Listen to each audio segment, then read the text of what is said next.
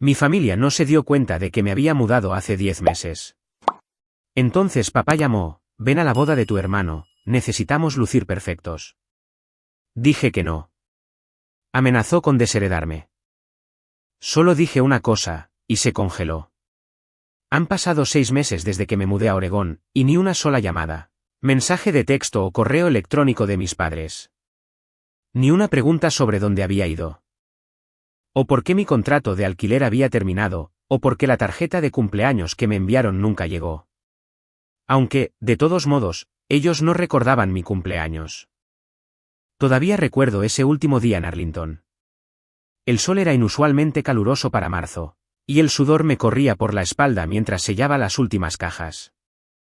Ethan hizo una caja de utensilios de cocina con un gruñido, mientras Chloe doblaba las solapas de mi maleta con la rodilla.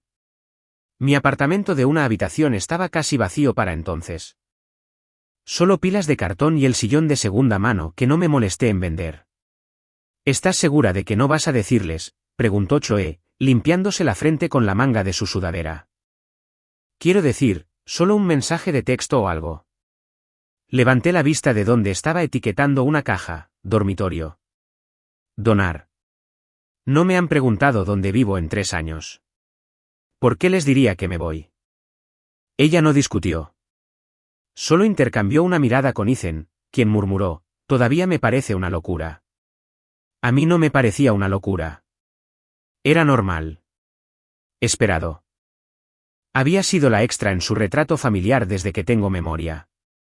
Tranquila, invisible, aceptable solo cuando era útil. Caleb era el sol, el centro. La razón por la que el flash de la cámara se disparaba. Yo era el fondo. El U-Haul que habíamos alquilado crujía mientras cargábamos la última caja. Cerré la puerta con ambas manos. Presioné las palmas contra el metal hasta que hizo clic. Luego me quedé allí un momento, mirando el lugar que había llamado hogar durante casi una década. No porque guardara recuerdos, sino porque guardaba silencio. ¿Lista?, preguntó Ethan, girando las llaves alrededor de su dedo. Asentí. Más que lista. El viaje a Ashland fue largo y tranquilo. Observé cómo el paisaje cambiaba por la ventana, de la suciedad de la ciudad a las secuoyas, de lo abarrotado a lo claro. Para cuando llegamos a Oregón, algo en mí ya había empezado a relajarse. Mi nuevo apartamento no era nada especial. Una habitación, cocina ligeramente anticuada, un balcón estrecho con vistas a los árboles, pero era mío. Mío de una manera que nada más lo había sido. Colgué mis propias fotos, organicé mi escritorio exactamente como me gustaba, cociné cenas de verdad sin que nadie me interrumpiera o ignorara. Me levantaba temprano, iniciaba sesión en el trabajo. Regaba las hierbas en la ventana de la cocina. Ethan y Chloe me visitaban cada 2 fines de semana. Eleanor, mi abuela, llamaba cada semana sin falta. Nadie más llamaba. Esa era la parte que me hacía reír algunas noches. No era una risa amarga, sino el tipo que suena hueco en una habitación vacía. Había desaparecido, y nadie ni siquiera parpadeó. No hasta la semana pasada. Cuando sonó el teléfono y el nombre se iluminó, no respondí de inmediato. Solo lo miré fijamente. William Rhodes, como si perteneciera a una vida diferente. Contesté en el cuarto timbre. Su voz llegó, cortante, irritada. Tienes que venir a casa el próximo fin de semana. Debería haber sabido lo que significaba esa llamada. La frialdad en su tono no era decepción o confusión. Era un derecho. Estaba siendo convocada, y no por mi propio bien. No pedí detalles. Le dije que tenía planes y colgué antes de que pudiera empezar su habitual sermón de seguimiento. Luego me senté de nuevo en mi escritorio. Miré la cresta cubierta de pinos detrás de mi apartamento y sentí que ese viejo peso se posaba sobre mí. No tristeza, solo reconocimiento. Así había sido siempre. Cuando tenía 8 años. Entré en el cuadro de honor por 3ª vez consecutiva.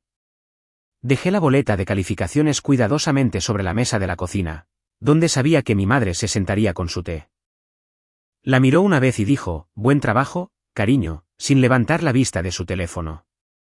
Esa misma semana, Caleb sacó un C++ en un examen de matemáticas y aún así pudo elegir la cena. El año que gané el primer lugar en la Feria Regional de Ciencias, llegué a casa con un trofeo que medía la mitad de mi altura. Mi maestro me había apartado esa mañana y me había dicho que debía estar orgullosa.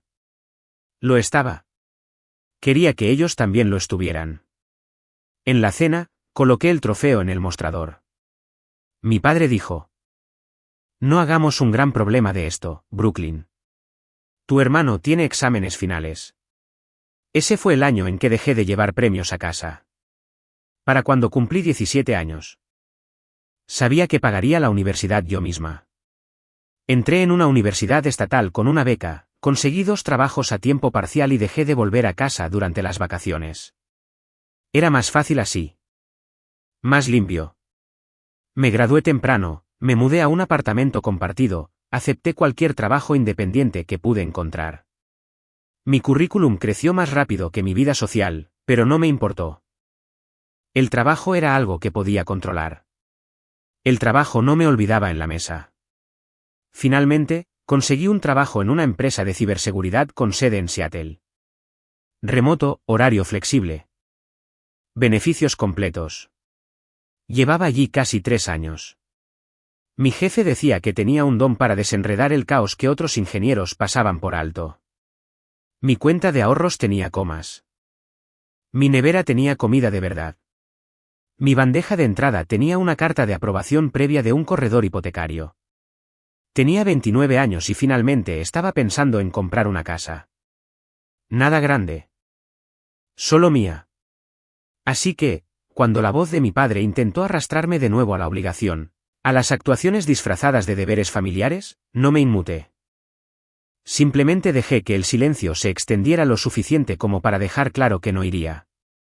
Tienes que venir a casa el próximo fin de semana. Esa fue la primera cosa que dijo. Ni hola. Ni cómo has estado. Solo una directriz entregada como si todavía tuviera 18 años y esperara permiso para respirar. Me recosté en mi silla y miré al techo. ¿Por qué? Hubo una pausa. Prácticamente pude oírle rodar los ojos a través del teléfono. La cena de compromiso de tu hermano. Los padres de Esquilar quieren conocer a toda la familia. Son muy tradicionales. Por supuesto.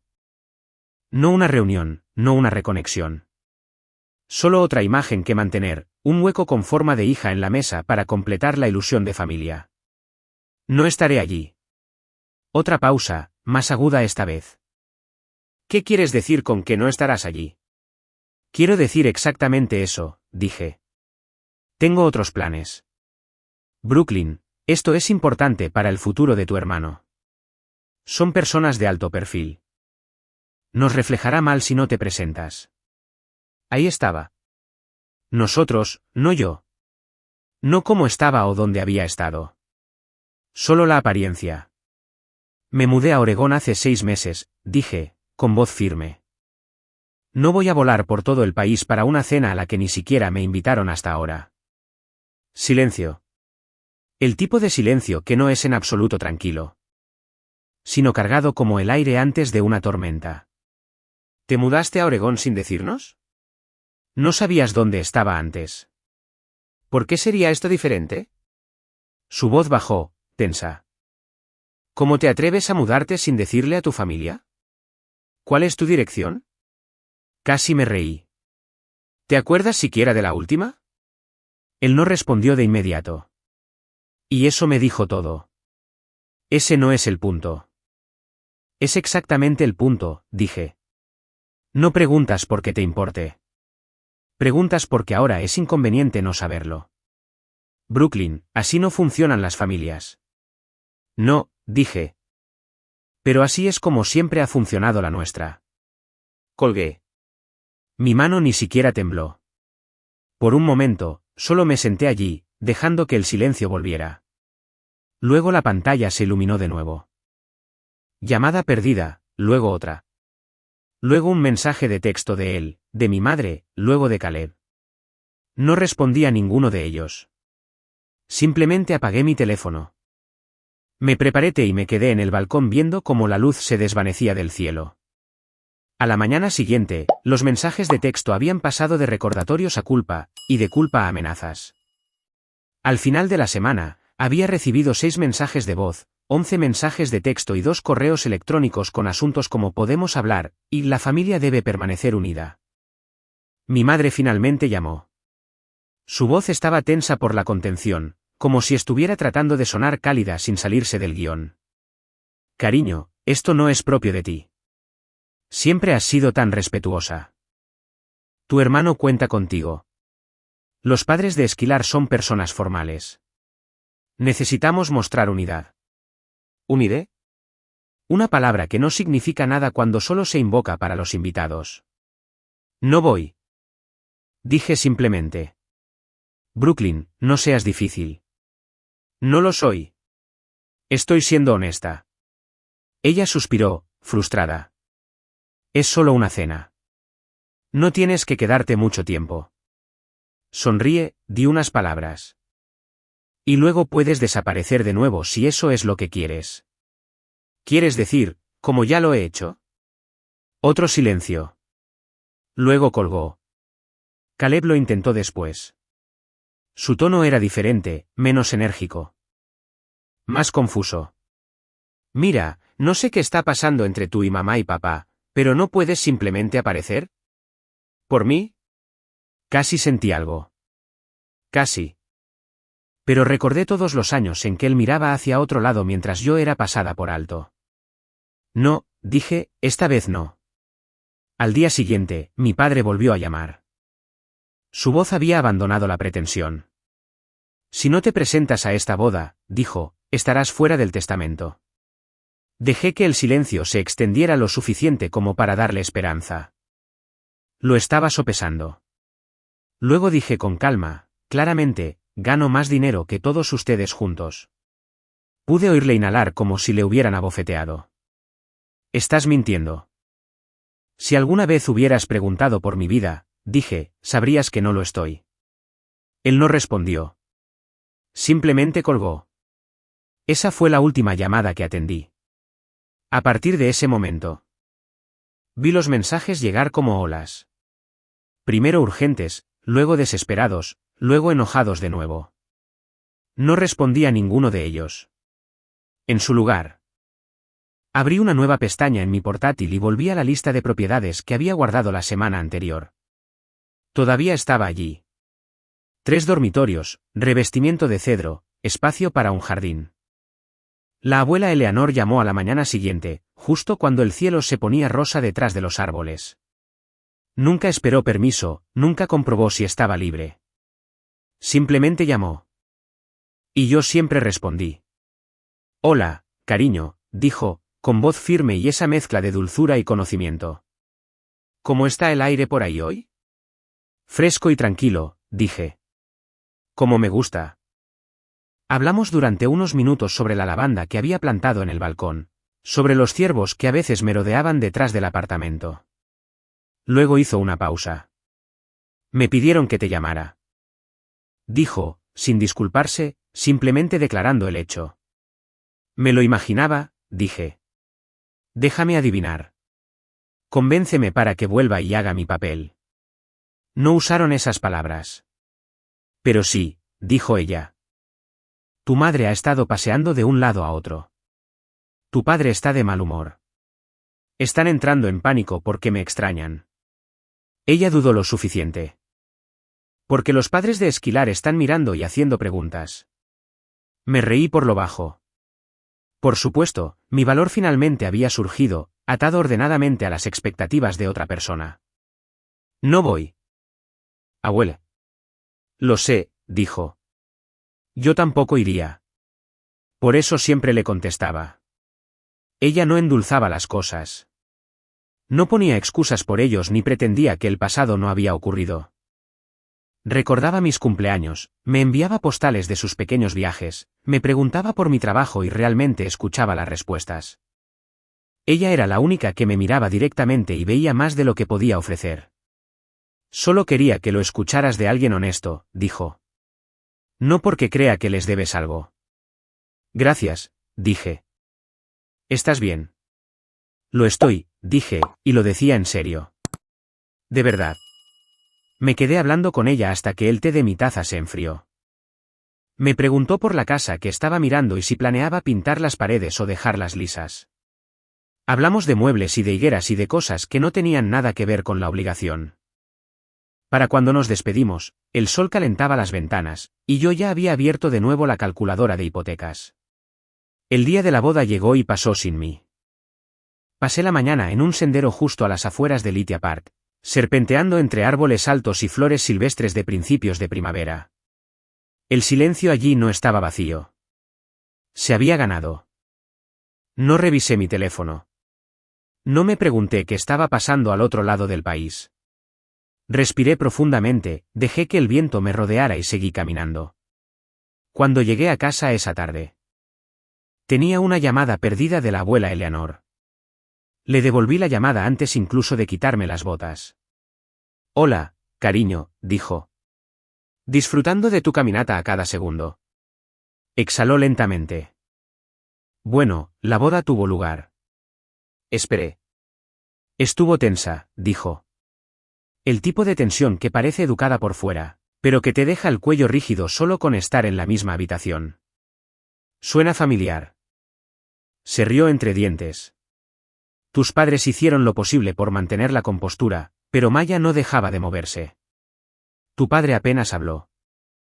La madre de Esquilar no dejaba de mirar alrededor como si esperara a alguien. ¿A mí? Sí. Y cuando se dio cuenta de que no vendrías, preguntó por qué. Cerré los ojos, dejando que el momento se asentara. ¿Qué dijeron? Intentaron diferentes versiones. Primero, dijeron que estabas enferma. Luego, que el trabajo te había llamado. Luego, que estabas viajando para alguna conferencia. Todo mentiras. La madre de Esquilar lo sabía. Se le veía en la cara. Presionó más. Preguntó por qué tampoco habías estado en la fiesta de compromiso. Preguntó por qué se enteró de tu existencia hace solo unas semanas. Y aparentemente tuvo una conversación privada con tu madre después de la cena de ensayo. Nadie sabe exactamente lo que se dijo. Pero tu madre salió pálida y en silencio. Creo que la leyeron como un libro. Casi sonreí. ¿Y Caleb? Parecía distraído toda la noche, no dejaba de mirar la puerta, nunca sonrió mucho. Esquilar parecía molesta durante la mayor parte de la ceremonia.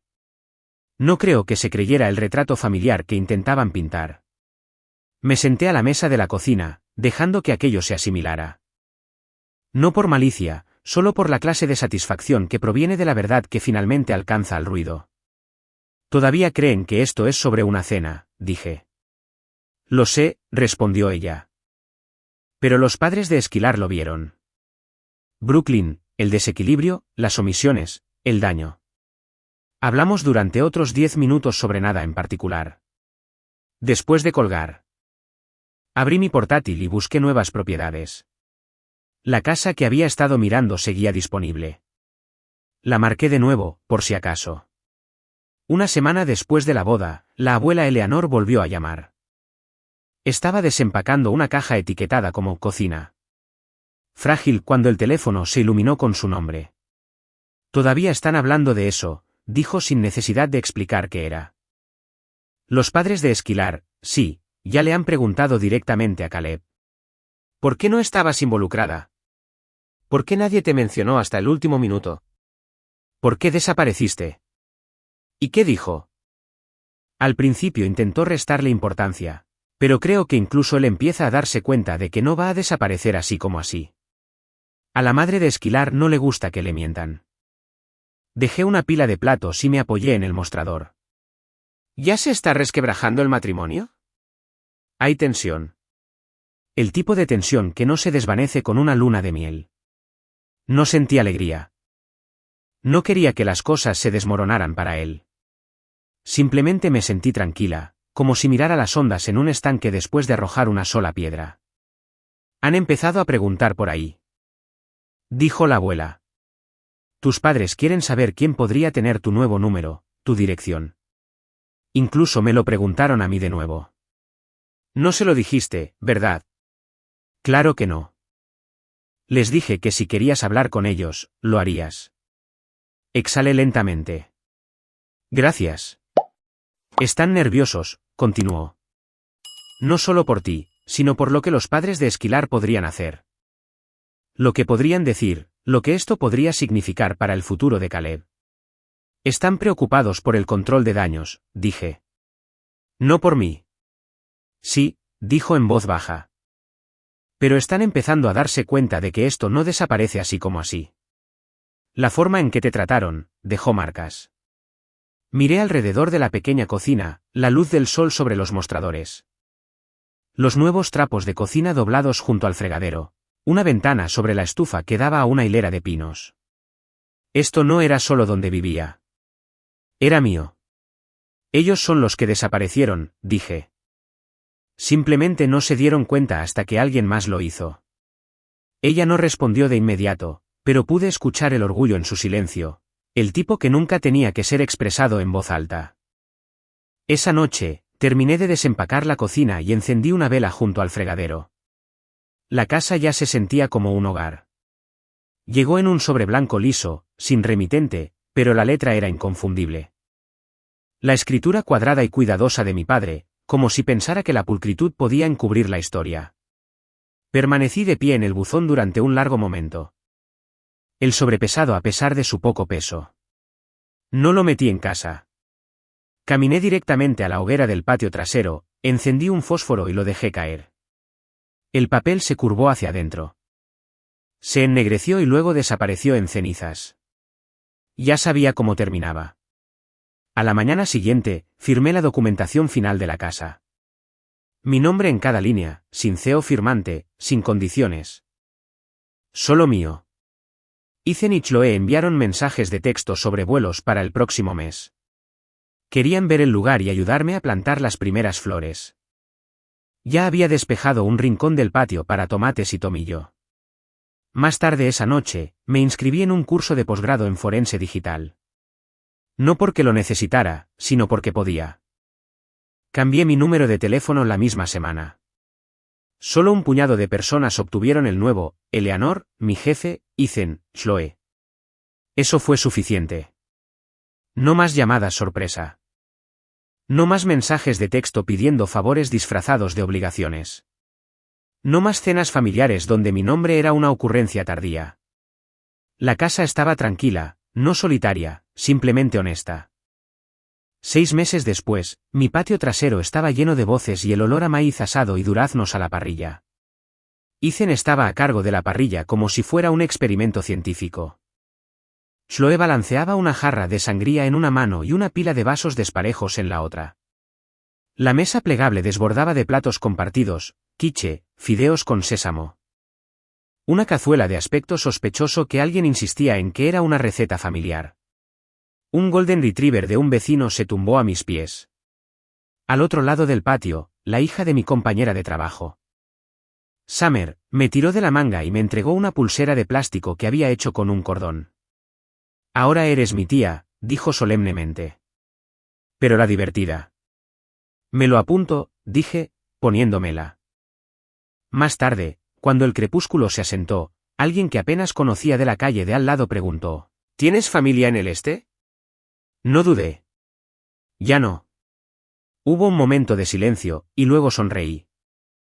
Señalando la mesa donde Ethan se reía tan fuerte que había derramado limonada en su camisa, donde Chloe bailaba descalza al ritmo de una lista de reproducción que ni siquiera sabía que tenía. Pero tengo esto, y lo decía en serio. Cuando todos se fueron y el patio volvió a estar en silencio, recogí los platos. Doblé las sillas y me quedé en el borde del jardín con la pulsera de hilo todavía en la muñeca. Las luciérnagas parpadeaban cerca de la cerca. Mi casa brillaba suavemente detrás de mí. No era perfecta. Era mejor. Era mía.